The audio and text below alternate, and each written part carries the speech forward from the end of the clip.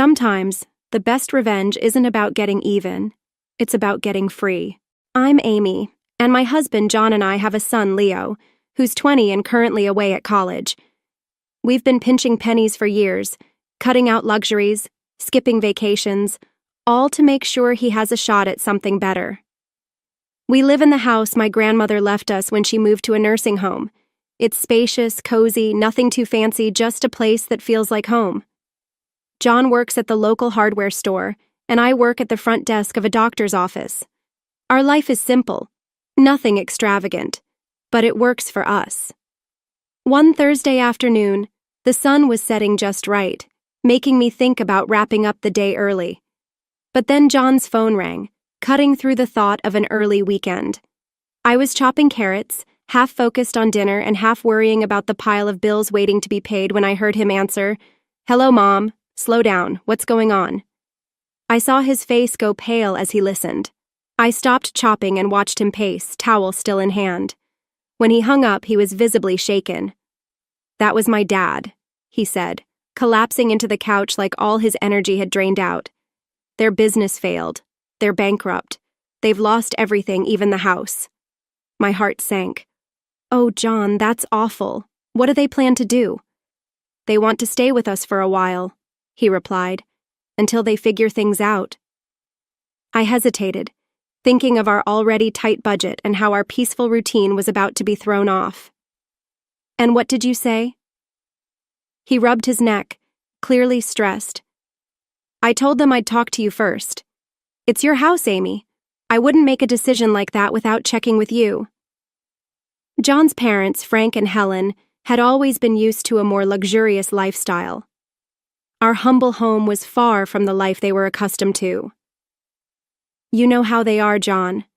This place isn't their style." "I know," he said, looking uneasy. "But they're my parents, Em. They're stuck." I thought back to the many times they visited, always looking down on our simple life. I knew they'd feel out of place here.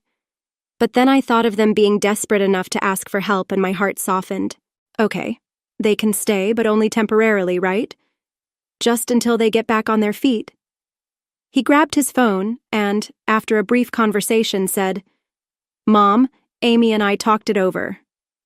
You can stay here for a while, but only until you find a place. We're not running a hotel." I couldn't hear the conversation on the other end, but John's curt, "Yes, Mom, we're clear," told me enough. He hung up and let out a long sigh. "They're grateful, Em. They'll be here next week." Last week, John had told his parents they could stay with us temporarily, and today, they were moving in. I stood on the porch, watching two large trucks pull up our driveway, and my heart sank. John was out there, directing traffic like a parking lot attendant, trying to keep a smile on his face. Frank was the first to jump out of the car, grinning from ear to ear, slapping John on the back so hard you'd think he'd just won the lottery instead of moving into his son's house. "Amy, darling." Helen swept up to me, all perfumed and peppy, planting a kiss on my cheek that felt more like a branding iron. "You're an angel for letting us invade like this." I forced a smile, my eyes darting to the mountain of stuff they were unloading. "It's no problem, Helen, but is this all of it?" "Oh, this is just the essentials." She waved a dismissive hand, as if the pile of furniture and boxes wasn't already swallowing our front yard. "The rest we'll put in storage." "Essentials?" I bit my tongue to keep from saying anything rash. If these were essentials, I dreaded to think what they'd left behind. John caught my eye, and I could tell he was thinking the same thing. "Let's get this stuff inside then," John said, more to himself than anyone else. Frank and Helen directed the movers with the kind of authority you'd think they were moving into a palace, not our modest little home. The movers shuffled past, hauling in armchairs, countless boxes, and, would you believe it, a grandfather clock. Who needs a grandfather clock in their temporary home, right? "There, boys, just there," Frank directed, pointing at various spots around our living room, which was rapidly disappearing under a sea of their belongings. I pulled John aside while the movers took a breather. "John, this is crazy! They brought enough to furnish a whole house. Where are we going to put all this? John rubbed his temples. I know. I'll talk to them, okay? Let's just get through today. We retreated as the movers continued their work. The whole ground floor was turning into a replica of Frank and Helen's old house. Every corner filled, every space taken over. By the time the movers were done, our once cozy living room looked more like a storage unit. Dinner that night was a chaotic affair. We barely found the table under all the clutter. Frank and Helen seemed oblivious to the mess, chatting away about their journey here. Amy, you really should try this wine, Frank said, popping open a bottle of something French and probably more expensive than our entire grocery budget for the week. We're so grateful to you both, Helen chimed in, her voice sugary enough to give you cavities. It's just till we find our feet. Yeah, about that, John started, clearing his throat. We need to talk about some ground rules. Space is tight and… Oh, don't worry about it, son. Frank waved him off. We'll manage just fine, won't we, dear? He smiled at Helen, who nodded enthusiastically. I looked around at our invaded space, the piles of boxes, the fancy ornaments crowding out our simple decorations. Manage just fine? I wasn't so sure about that. Living with Frank and Helen had been an adjustment, to put it mildly. A few days have passed since they moved in, and just when I thought we'd settled into some kind of routine, the kitchen became the new battleground. It was a Tuesday evening, and I was fixing dinner like usual, something simple and hearty, spaghetti with a homemade tomato sauce. I was stirring the pot when Helen wafted into the kitchen, her nose wrinkling as if she just walked into a barn. What's that smell? She asked, her tone dripping with disdain.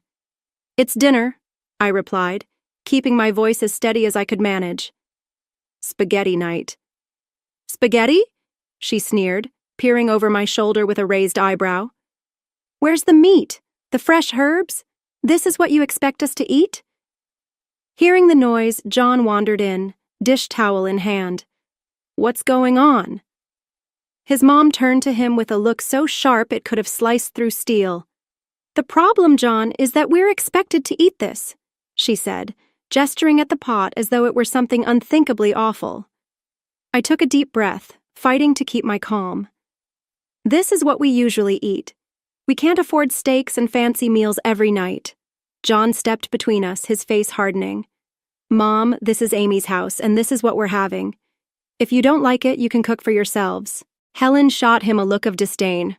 Oh, we'll cook all right, she snapped, and we expect you to supply the groceries we need. We're not used to living like this. That was it. I couldn't hold back anymore. I'm sorry you're used to something different, but this is what we can afford. Our budget doesn't allow for luxuries. Frank, who had been silently observing until now, finally spoke, his voice booming. Perhaps it's time to reevaluate your budget, young lady. We're not animals who subsist on scraps. John's jaw tightened. Dad, enough. We're doing the best we can. The tension in the room was palpable, everyone on edge. Finally, Helen huffed, clearly displeased. Fine. Tomorrow we'll give you a list of what we expect to eat. You'll make sure it's here by the next day. True to her word, Helen handed me a list that included marbled beef, fresh seafood, organic vegetables, imported this and imported that. I looked at the list, my heart sinking. That evening, John and I sat across from Frank and Helen at the kitchen table, the list laid out between us. We expect proper meal steaks made from marbled beef, or the finest fish, Frank declared, as though asking for such extravagance was completely normal. John and I exchanged stunned looks. We can't afford that, John said, his voice resolute but weary. It's just not in the budget. Their response was swift and unforgiving. Lazy, both of you, Helen snapped. You can't even provide a decent meal. Feeling cornered, I reluctantly gave in. I began buying the highest quality foods for them, while John and I had to settle for fast food just to make ends meet. A month later, I sat down to review our finances, and my heart nearly stopped. Our food expenses had doubled, and Helen's daily indulgence in long, luxurious baths had sent our water bill soaring. Dinner had turned into a daily struggle, but tonight felt different. Frank and Helen were enjoying the lavish meals they'd insisted on: marbled steaks, imported fish, while John and I sat across from them, our plates filled with the simple pasta we could afford. The disparity between us wasn't just on our plates, it was becoming an undeniable divide. As they savored another bite of their expensive meals, I couldn't stay silent anymore. "This has to stop," I said, my voice heavy in the tense silence. Helen paused, her fork frozen mid-air. "What are you talking about now?" she asked, a smirk playing at the corners of her lips. "We can't keep living like this, eating separately, different meals. It's ridiculous. From now on, everyone in this house eats the same, and we're sticking to what we can afford." Frank laughed, a harsh sound that grated on my nerves. "You expect us to eat that slop?" "It's not slop, it's dinner, it's what we eat," I shot back, my patience fraying. The laughter vanished from Frank's face, replaced by a scowl. Helen chimed in, her tone sharp and accusing. "How can you be so greedy and lazy? Cooking decent food isn't that hard?" They both turned to John, their expressions full of expectation. "You're going to let her talk to us like this in your own house?" That was the last straw. John's hand slammed down on the table, making the plates jump. "First off, this is Amy's house, and you will treat her with respect." The impact of his words hit hard. Helen's eyes filled with tears, her voice quivering. "I never expected you to raise your voice at me, your own mother." Frank's anger boiled over as he stood, pointing an accusing finger at John. "Look at you, henpecked and dancing to her tune. Is this what you've become?" I stood my ground, though my heart was pounding. "Enough. This conversation is over. From today, no more expensive steaks or fish. We eat the same, all of us." Their looks could have frozen the room. For a moment, no one moved. Then, without a word, Frank and Helen pushed back from the table and left. John and I sat back down, the silence hanging heavy between us. He reached for my hand, squeezing it tight. "I'm sorry it had to come to this," he said. "I am too," I replied, feeling the weight of the evening settle around us. "But it's the right thing. We can't live like this." After the big blow-up at dinner, things cooled down, but only on the surface. Frank and Helen were quieter, sure, but there was a smugness to their silence that put me on edge. I had a feeling they weren't going to take the new house rules lying down, and I was right. It started subtly. A few days later, I was cleaning up after a lunch of sandwiches when the doorbell rang. I wiped my hands on a towel and headed to the front door, expecting maybe a package or a neighbor, but when I opened it, there stood a delivery guy holding a large aromatic bag from some high-end restaurant in town. "Delivery for Amy," he said, glancing at his clipboard. I was puzzled. There must be some mistake. I didn't order this. Just then, Helen appeared behind me, her smile a bit too wide. "Oh, I took the liberty of ordering for us. I thought we deserved a nice meal after all the recent discomfort." I frowned, taking the bag hesitantly. "Helen, we talked about this. We're cutting back on expenses." She shrugged, her gaze deliberately avoiding mine. "I thought it was on your tab, dear. My mistake." John walked in from the kitchen, overhearing the exchange. "What's going on?" he asked. "Your mother decided we deserved an expensive lunch," I said, the weight of the bag in my hand suddenly feeling like a burden I could no longer bear. John's face hardened. "Mom, we agreed no more of this."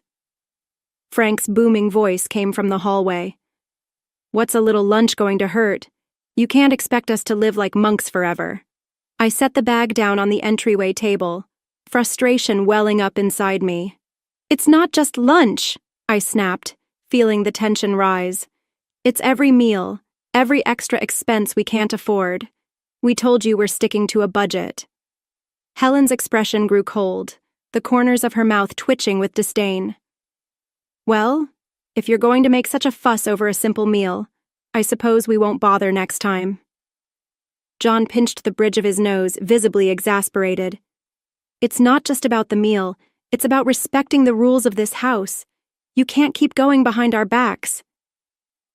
The conversation went in circles for a few more minutes until Frank and Helen retreated to their room, leaving the untouched, expensive lunch on the table.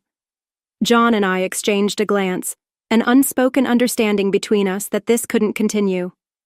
I'll call the restaurant, explain the situation, and cancel any future orders made without our consent, I said, picking up the phone.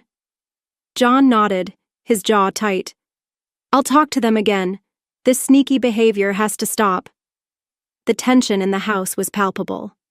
After the incident with the unauthorized lunch, things simmered just beneath the surface. You could feel it in every room. One evening, as I was washing dishes, the fragile calm shattered. John had just come in from the yard, looking worn out. I was about to ask about his day when a loud crash from the living room had us both running. We found Frank standing over a broken vase, the one from my grandmother, the one I truly cared about. "What happened here?" John asked, his voice steady but tense. "It slipped," Frank muttered, barely masking his indifference. "Accidents happen." His tone wasn't regretful. It was defiant. John knelt down to collect the shattered pieces, and I couldn't hold back. "This vase was my grandmother's. It's been here longer than I have." Helen, standing in the doorway, scoffed. "It's just a vase. You can get another." "That's not the point, Helen," I shot back, my voice rising with frustration.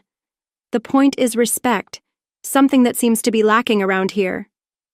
"You want to talk about respect?" Frank's voice grew louder. "What about respecting us? Treating us like second-class citizens in this house?" John stood up, meeting his father's gaze. "You're living here by our goodwill, Dad. Don't forget that." "It doesn't feel like goodwill," Helen chimed in, her words sharp. "It feels like we're unwelcome." Every day felt like walking on a tightrope with Frank and Helen in our house, but one evening pushed me past my breaking point. We were sitting around the dinner table, the same place that had witnessed countless arguments, when Helen casually dropped her latest bombshell. "John, darling, I found this lovely coat today, and I think we should buy it using the college fund you've set up for Leo," she said, as if suggesting we switch brands of coffee. I choked on my water, coughing as I set my glass down hard on the table. "What did you just say?" I managed, my voice a mix of disbelief and rising anger. Helen smiled sweetly, clearly mistaking my shock for compliance. "It's just money, dear. Leo can always take out loans for college. I really need a new coat." John, who'd been quietly seething beside me, slammed his fork down. "Mom, that's out of the question. That money is for our son's education. We're not using it for anything else." Helen's face twisted into a scowl. "How can you deny your own mother a simple request?"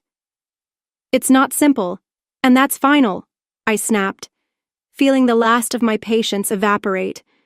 Frank chimed in, his voice raised to a shout. "You're both being unreasonable and cruel. We're your family." The threat came next, his voice cold and calculated. "Maybe the local press would be interested to know how you treat your family. What about your bosses, huh? Would they like to know?" I felt a mix of fury and fear churn in my stomach, but I knew we couldn't cave. "Enough!" I shouted back, standing up. "This is not how family treats each other. You two need to find another place to live. This isn't working." Helen burst into tears, playing the victim, while Frank continued to hurl accusations and threats. The dinner ended with them storming out of the room, leaving John and me in stunned silence. Once the house was quiet, I retreated to the bedroom and dialed my grandmother. She picked up after a few rings, her voice a comforting presence. "Grandma, it's Amy," I said, my voice thick with emotion. "What's wrong, dear?" she asked, her tone immediately alert. I poured out everything, the demands, the threats, the impossible situation with Helen and Frank. She listened without interrupting, her quiet hums a steady reassurance in the background. When I finished, there was a brief pause. Then, decisively, she said, I'll come stay with you for a couple of months. Are you sure, Grandma? What about the nursing home? I'm sure. It sounds like you need me there, and I'm not one to sit by when my family is in trouble, she declared, her voice resolute. When Grandma arrived, it was like a gust of fresh air swept through the house. She might have been older and moved a little slower, but her spirit was as fiery as ever.